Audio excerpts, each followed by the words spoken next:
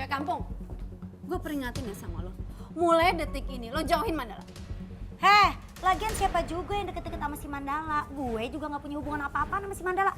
Soal yang undangan itu juga bohongan doang kan, lo tahu? Iya, gue tahu. Ya udah. Tapi lo seneng kan diperhatiin sama Mandala? Iya kan? Idih, siapa yang senang? Ada juga gue enak sama tuh anak, tau nggak?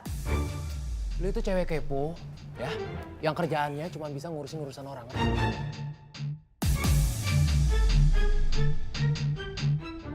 Pihak kampus meminta maaf kepada kamu, Yu. Karena apa, Pak? Karena pihak kampus sudah mencabut beasiswa kamu.